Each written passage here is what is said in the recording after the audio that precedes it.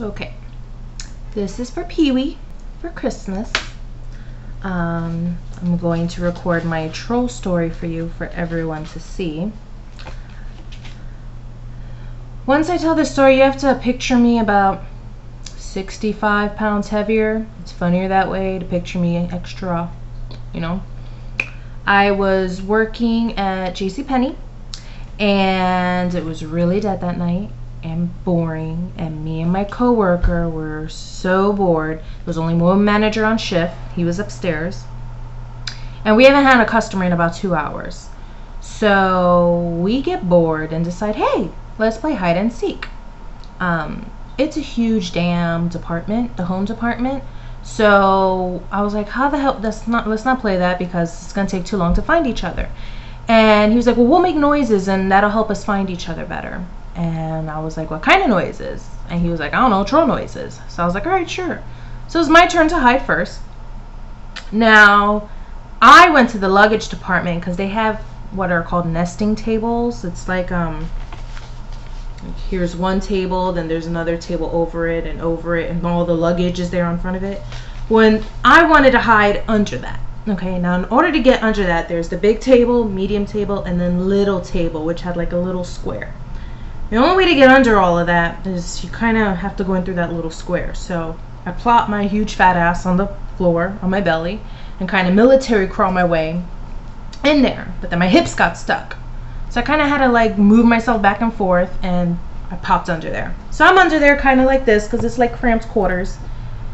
And I proceed to what I think are to make troll noises. So I start, you know, who that trip trapping over my bridge? And snarling and grunting. That's how I make my noises. And I'm doing this for 15 fucking minutes and nobody's finding me. So I'm like, what the fuck? So I proceed to make those noises again, but extra louder. And I'm like, who that trip trapping over my bridge? And I'm making noises like a motherfucker, mad loud. All of a sudden I see a pair of feet in front of the little thing. And they're not my coworkers. Some guy, hot guy mind you, of course he has to be hot, leans underneath the table and looking on him going, excuse me ma'am, do you work here? And my fat ass is over there all cramped like this, and I'm really into it, so I have my hands all like this, and I just nod.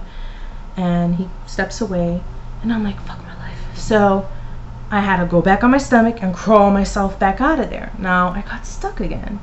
I then come, as half my fat ass torso is hanging out there, I see hot guy there and his two friends with him. I'm like, son of a bitch, and I'm stuck. So they just see this fat torso kind of like rocking back and forth until I pop out. I'm covered in dust bunnies. I then try to regain my composure. Oh, I can help you. And they're like, yeah, we need luggage. And I'm like, son of a bitch. So I help them get their luggages, and I'm ringing them up. I'm explaining to the guy, look, you know, I was playing hide and seek with my coworker, you know, I'm not crazy, and blah, blah, blah. And they look around. Obviously, my coworker's nowhere to be fucking found. And they're like, yeah, okay. And then they left. What ended up happening was this motherfucker had a customer over in Drapes where he was trying to find me. Didn't holler, no whistle, no woody woo, you know, game over. Just left me there to my own self, and I was under there the whole entire time. The kicker of the story is, I thought about this later on, is these motherfuckers came into the luggage department to buy luggage. Didn't see anybody. Was probably about to go to another department to find somebody, or they were gonna walk out. And that's probably around the time I decided to go louder with my noises. So imagine you walk in, you're one of the guys, and you hear this shit, some troll shit. And you go follow the sounds to peer under and find some fat girl under there snarling and like growling and doing all this shit under there. Very embarrassing. I swear to God, only to me would this shit happen. A very true story. So Pee-wee, Merry Christmas. Enjoy your story. I hope you're not pissing yourself or anything like that. Matter of fact, I actually hope you are pissing yourself because this is quite embarrassing. But I love you and Merry Christmas and blah, blah, blah. Enjoy the fucking troll story.